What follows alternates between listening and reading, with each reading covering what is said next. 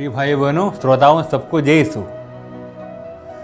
मैं आज आपको पवित्र वचन कहाँ कार्य करता है और पवित्र वचन कहाँ फल उत्पन्न करता है, इसके बारे में बताना चाहूँगा। आज हम मन चिंतन करते हैं कि प्रभु का बीज के रूप में जो वचन हमारे अंदर और पूरे संसार में बोया जाता है, वो फल उत्पन्न करना है तो क्या चाहिए, इसके बारे में मैं आपको बताऊंगा। आइए हम पवित्र वचन सुनते हैं। प्रभु आप लोगों के साथ हो। संत लूकास के अनुसार पवित्र सुसमाचार अध्याय 8 अनुवाक 4 से लेकर। एक विशाल जनसमूह एकत्र हो रहा था और नगर नगर से लोग ईसा के पास आ रहे थे। उस समय उन्होंने यह दृष्टांत सुनाया। कोई बोने वाला बीज बोने निकला। बोते बोते कुछ बीज रास्ते के किनारे गिरे। वे पैरों तले रौंदे गए और कुछ आकाश के पक्षियों ने उन्हें चुग लिया। कुछ बीज पथरीली भूमि पर गिरे। वे उगकर नमी के अभाव में झुलस गए। कुछ बीज कांटों में गिरे। साथ साथ बढ़ने वाले कांटों ने उन्हें दबा दिया। कुछ बीज अच्छी भूमि पर गिरे। वे उगकर 100 गुना फल लाए। इतना कहने के बाद वो पुकार कर बोल उठे, जिसके सुनने के कान हो वो सुन ले। विशाल जनसमूह प्रभु के पास एकत्र हो रहा था और प्रभु ने कहा, जिसको सुनने का कान हो वो सुन ले और समझ ले कि ईश्वर का वचन किस तरह कार्य करता है। बात स्पष्ट है कि जिस भूमि में वचन को बोया जाता है, बीज को बोया जाता है, भूमि के अनुसार फल उत्पन्न होता है। बीज हम जानते हैं ईश्वर का वचन है और वो ईश्वर का वचन बोया गया मनुष्यों के हृदय रूपी भूमि में, और जैसा हमारा दिल था वैसे फल उत्पन्न किया। यदि अच्छी भूमि पर गिरा तो अच्छा फल उत्पन्न किया। यदि बेकार ऊंट कटारे पथरीली भूमि पर गिरा तो फल उतना ही आया। बीज फल उत्पन्न करने में सक्षम था, लेकिन जिस भूमि पर वो बीज गिरा उसके हिसाब से वो फल उत्पन्न किया। इन बातों का हम विचार कर, ध्यान कर, हमारे हृदय रूपी भूमि को हम परखेंगे। हमारे हृदय रूपी भूमि किस तरीके से है, जहां वचन स्वीकार किया जाता है और फल किस तरह उत्पन्न होते हैं, इस पर हम विचार करेंगे। रास्ते के किनारे गिरे हुए वो उन बीजों के बारे में प्रभु कहते हैं। प्रभु का वचन में आप इस्यास नबी के ग्रंथ में भी ये पढ़ेंगे, आप सुनैमी, यही वाक्य बोला गया है। सुनैमी वो है जो सही जगह पर नहीं गिरा। वे ऐसे लोग हैं जो सुसमाचार को और वचन को समझते नहीं हैं। गिरा तो सही, सुनते तो हैं। इस्यास नबी के ग्रंथ में आप इन्हीं सुनैमी वाक्य को सुनेंगे। उसका तात्पर्य रखता है, कान खुले हैं, आंखें खुले हैं, सब देख रहे हैं पर समझते नहीं। कान खुले हैं, सब सुन रहे हैं पर इसके मतलब को समझ नहीं पाते हैं। ऐसे लोग, वचन को समझना अनिवार्य है। यदि वचन को समझने की कोशिश नहीं करते हैं तो यकीनन मान लीजिए वो वचन फलदायी नहीं होगा। प्रभु ने दृष्टांतों में लोगों को ईश्वर का वचन सुनाया, और दृष्टांत यहूदी लोग, इस्राएल की जनता भली भांति समझते थे, अच्छी तरह समझ पाते थे, क्योंकि उनके जीवनचर्या और उस माहौल के अनुसार प्रभु दृष्टांत सुनाते थे और वे समझ जाते थे। और फरीसी और नेतागण बहुत जल्दी समझ लेते थे कि उन्होंने हमारे विरुद्ध बोला और उन पर अभियोग लगाते थे। उन्होंने हमारे विरुद्ध बोला और उन पर अभियोग लगाते थे।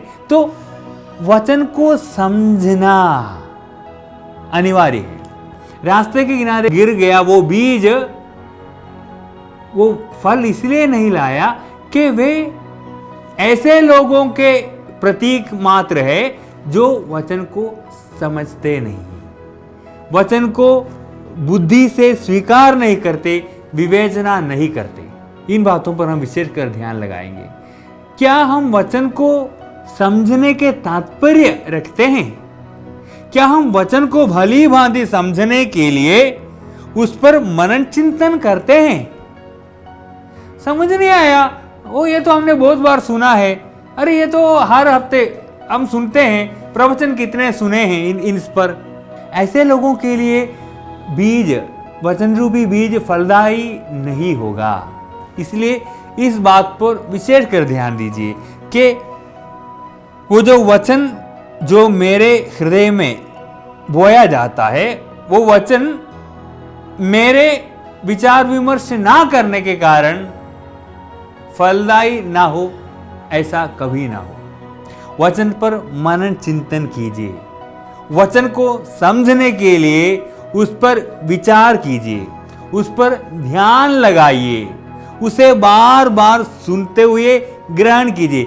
हर एक बार नए नए बनकर वचन हमारे जीवन में आते हैं। प्रत्येक बार जब हम सुनेंगे तो वचन हर एक बार नया नया होकर नए भाव और नए रूप धारण कर लेते हैं और हमारे लिए प्रकट होते हैं। इसलिए इस बात पर हम विशेष कर ध्यान देंगे कि किस तरह मैं वचन पर मनन चिंतन करता हूं। रास्ते के किनारे गिरे बीजों की तरह पंछियों ने आके चुग लिया, खराब हो गया, खत्म हो गया, समाप्त हो गया, है नहीं है, क्योंकि वो सही जगह पर नहीं गिरा था, फलदायी नहीं रहा। सुनेमी, वो शब्द को हमेशा याद रखिए।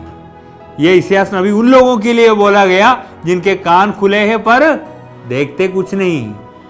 कान तो सुन तो रहे हैं पर समझते कुछ नहीं।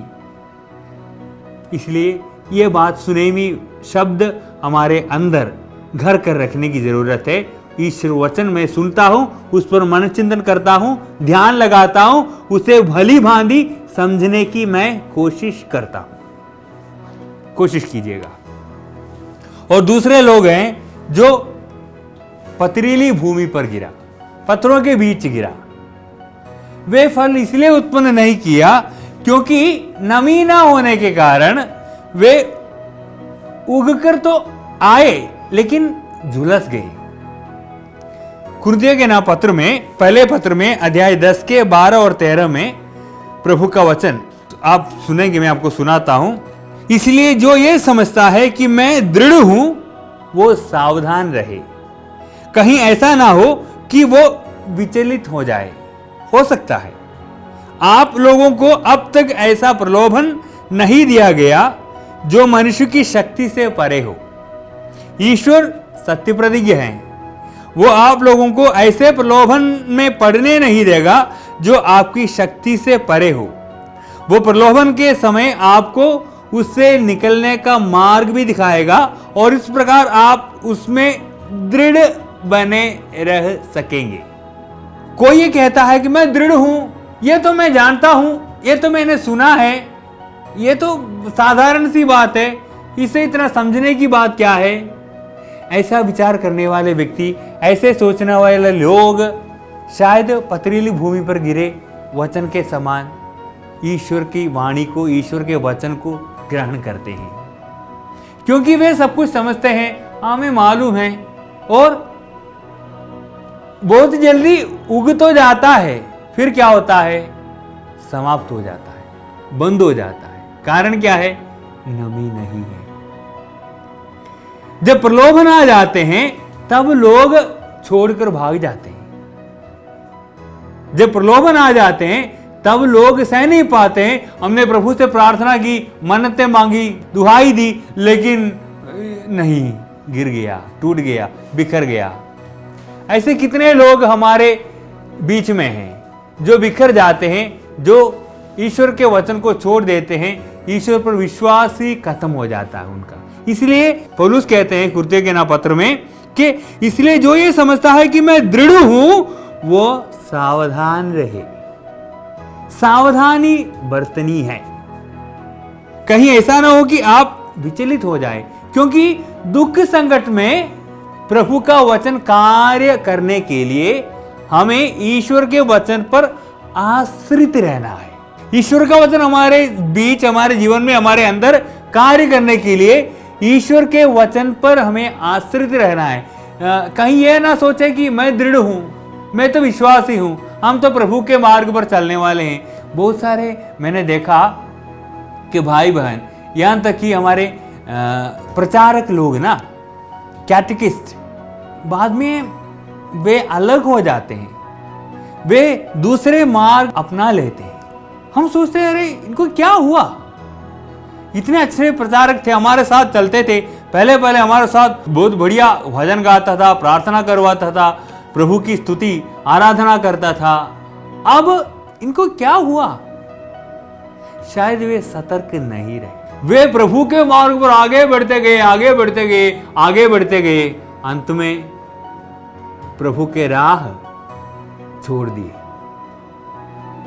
इसीलिए यह मत कहो कि मैं दृढ़ हूं, यह गलत है, ऐसे कभी बोलना नहीं चाहिए। और पेतरुस अपने पहले पत्र में अध्याय 5 के 10 में यह कहता है, ईश्वर ने जो संपूर्ण अनुग्रह का स्रोत है आप लोगों को मसीह द्वारा अपनी शाश्वत महिमा का भागी बनने के लिए बुलाया है। वो आपके थोड़े ही समय तक दुख भोगने के बाद आपको परिपूर्ण, सुस्थिर, समर्थ तथा सुदृढ़ बनाएगा। हर वो इंसान जो प्रभु के मार्ग पर चलता है उसे दुख का राह, कष्टों को झेलना ही पड़ेगा। सुख, आनंद, संतोष, समृद्धि ये सब पहले हासिल नहीं होता। प्रभु परीक्षा लेता है, प्रभु अक्सर परीक्षा लेता है। परीक्षा में बहुत सारे लोग हार भी जाते हैं क्योंकि वे अपने आप को पहले ही सुदृढ़ समझ लेते हैं। मेरा कहने का मेरा सीधा तात्पर्य यह है कि हम अपने आप को जब टैलेंटेड समझने लगते हैं, जब हम अपने आप को प्रभु के सुसमाचारक समझने लगते हैं, तो पथरीली भूमि पर गिरे बीज के समान उग तो जाते हैं। बहुत बढ़िया, पहले बड़े जोश से, आनंद से, हर्षोल्लास से हालेलुया हालेलुया, प्रभु का वचन आनंदमय, बढ़िया बढ़िया, अरे भाई आप बहुत अच्छा बोलते हो, आपका सुसमाचार और आपका स्तुति आराधना सब बहुत बढ़िया है, हाँ ठीक है। फिर माहौल बदल जाता है। ऐसे पहले ही अपने आप को सुसमाचारक समझने वाले व्यक्ति अक्सर बाद में गिर जाते हैं। वही पेतरुस कहते हैं, ईश्वर ने जो संपूर्ण अनुग्रह का स्रोत है आप लोगों को मसीह द्वारा अपनी शाश्वत महिमा का भागी बनने के लिए बुलाया है। मसीह द्वारा, मसीह ने अपने को क्रूस पर मरते हुए लोगों का उद्धार किया, इसलिए मसीह के सहभागी बनने के लिए बुलाए हैं। इस वचन को याद कीजिएगा, हमें ध्यान से पढ़ने की जरूरत है। मसीह के सहभागी बनने के लिए बुलाए।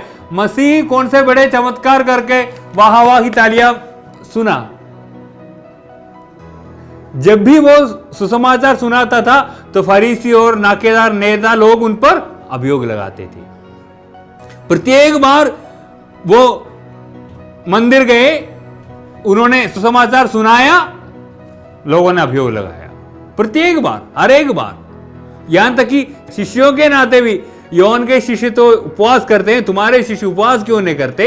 और तुम्हारे शिष्य बालें तोड़कर खा रहे हैं, जो विश्राम के दिन मना है वही करते हैं, इत्यादि बहुत सारे कई अभियोग लगाते थे। तो आपको भी हमारे प्रभु ईश्वर मसीह के सहभागी बनने के लिए बुलाए हैं। तो दुख संकटों का रास्ता वो हमारे लिए पहले तैयार कर रखा है।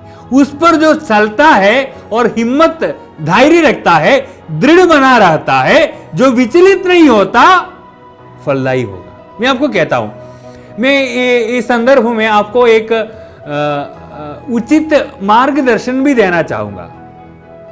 मैंने देखा हमारे बहुत सारे भाई और बहन अपने युवा अवस्था में, विशेषकर युवा लोग ना, अपने जीवन को बनाए नहीं रखते हैं। युवा लोगों को एक उम्र होता है शादी की, है ना, शादी करना, अपना पारिवारिक जीवन बिताना, इसके लिए हर इंसान बुलाए गए हैं। फादर और सिस्टर अपने युवा अवस्था में ही अपने जीवन पथ को चुन लिया है, ठीक है। लेकिन कुछ भाई बहन जो प्रभु के सुसमाचार प्रचारक बन जाते हैं युवा अवस्था में, वे ना तो अपने जीवन को बनाए रखते हैं और जीवन को एक दिशा प्रदान करते हैं, ना ही वे सुसमाचार के प्रचार में बाद में चलकर स्थिर रह पाते हैं। इसलिए इस बात पर ध्यान दीजिएगा। अक्सर हमको दुख लगता है कि वो अपने युवा अवस्था में बड़े जोश और उल्लास में, क्योंकि सुसमाचार का प्रेरक वो ना, वो पत्थरों के बीच गिरा बीज के समान उग तो गया, अरे बढ़िया फल तो आ ही रहा है, फल देख रहा है, लेकिन आगे चलकर झुलस गया। इसलिए हमारा जीवन को पहले बनाना, हमारे जीवन के द्वारा हम प्रभु के सुसमाचार का प्रचार करते हैं। मैंने बहुत सारे लोगों को पारिवारिक जीवन में देखा है कि वे लोग अपने पूरे परिवार के साथ सुसमाचार के कार्यों में लगे हैं। कितना सुंदर है, कितना आनंद है। प्रार्थना करते हैं, वचन बांटते हैं, हर समय आराधना में लगे रहते हैं और पूरे परिवार उनके साथ है कि आनंदित होते हैं। पवित्र आत्मा का आनंद।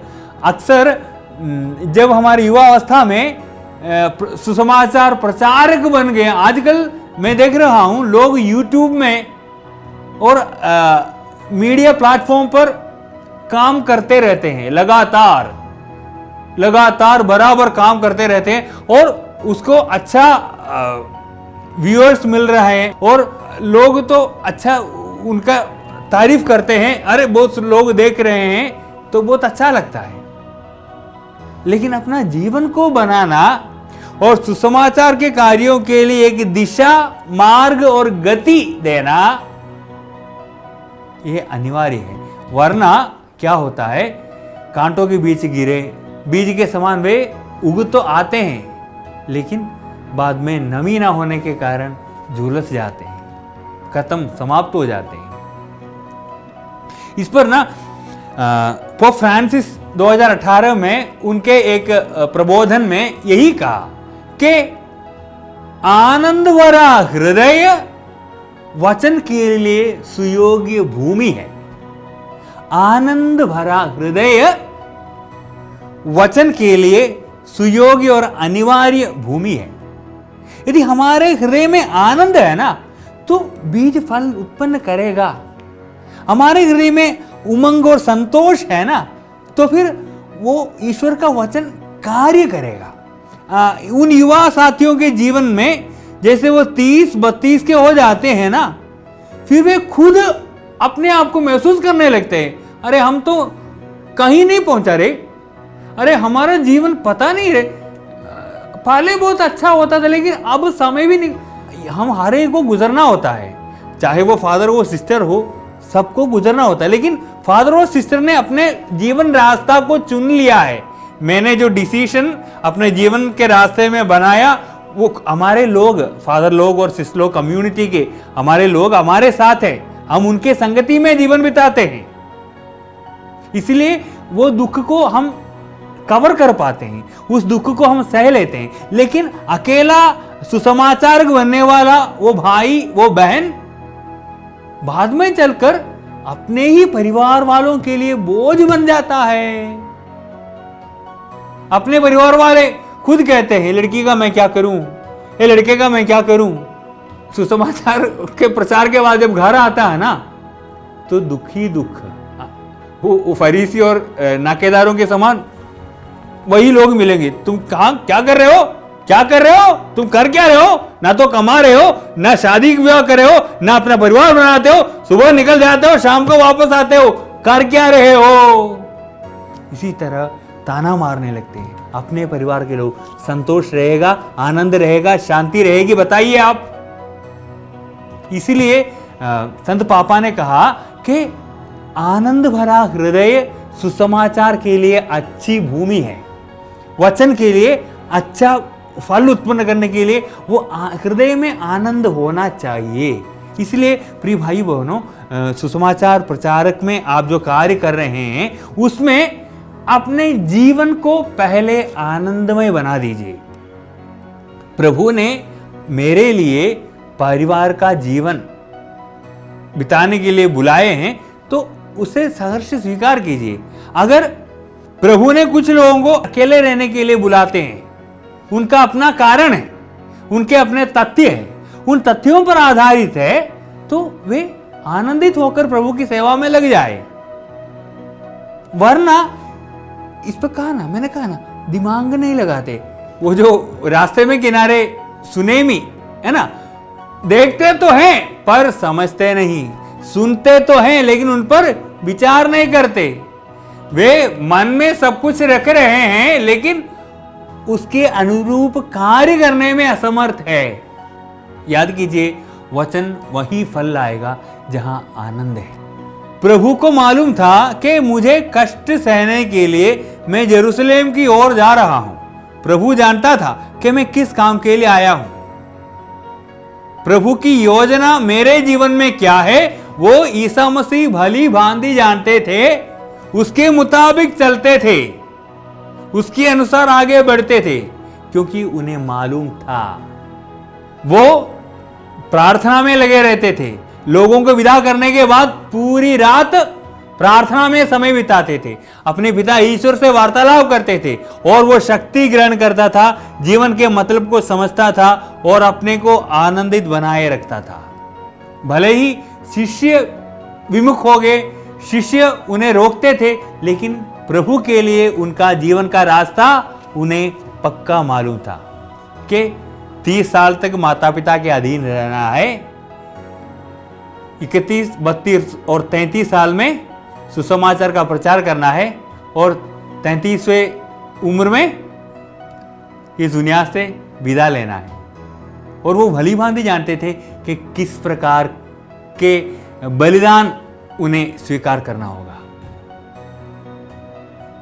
इसी तरह सुसमाचार के प्रचार में लगे रहने वाले भाई बहन अपने जीवन को विशेषकर विचार कीजिए, क्योंकि जीवन का एक उम्र होता है, एक समय होता है। समय पर उनके कार्यों को समझना चाहिए, उसके अनुसार समय जो निकल जाता है, गुजर जाता है, बाद में बोलने से कोई फायदा है क्या? मूर्ख के समान। उसने घर तो बढ़िया बनाया, लेकिन कहां बनाया? अच्छे नींव पर नहीं, पथरीली भूमि पर नहीं, बल्कि उन्होंने रेत पर, बालू पर अपना घर बनाया। बाढ़ आई, पानी बरसा, हवा चली, गिर गया, ढह गया, समाप्त हो गया। होना ही था, क्योंकि उसने सोच समझकर, विचार कर अपना नींव सुदृढ़ नहीं बनाया था।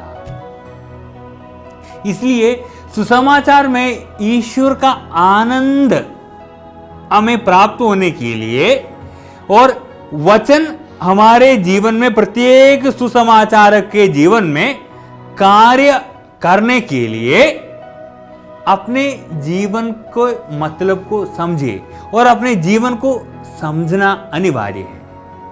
इन बातों को जब आप समझने लगते हैं, उसके अनुसार कार्य करने लगते हैं, तो जीवन और आनंदित हो। मैंने बहुत सारे लोगों को देखा है, अपने शादी के बाद पत्नी और बच्चों के साथ बहुत बड़े कार्य कर रहे हैं। हम उनके साथ उनको ले जाना चाहते हैं, प्रार्थना सभा में उन्हें ले जाना चाहते हैं, उनकी मध्यस्थता मांगना चाहते हैं, उनसे प्रार्थना करवाना चाहते हैं, क्योंकि वे इतने आनंदित हैं। वे पूरे परिवार के साथ मिलकर प्रभु की सेवा में, सुसमाचार के कार्यों में लगे हैं। इसीलिए बीज का दृष्टांत जब प्रभु हमें सुनाते हैं, वो शब्द को याद कीजिए। क्या मैं समझता हूं? क्या मैं सुनता हूं? क्या मैं वचन पर विचार करता हूं और ध्यान पूर्वक उसे पढ़ता हूं और उसे आग्रह के साथ जीवन में स्वीकार करता हूं?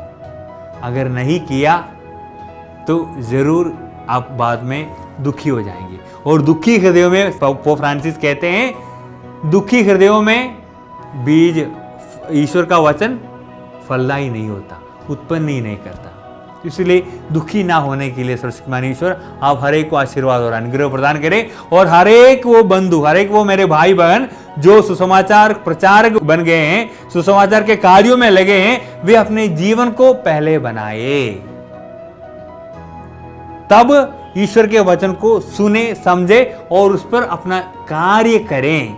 यही प्रार्थना और यही दुआ करता हूं मैं, यही आग्रह और प्रार्थना। हम लोगों को समझाने की पूरे कोशिश करते हैं, लोगों को समझने की कृपा और शक्ति मिल जाए और हमारा जीवन फलदायी हो जाए, सुसमाचार को ग्रहण कर आनंदित हो जाए। ऐसी कृपा और शक्ति हमारे को प्रभु प्रदान करे।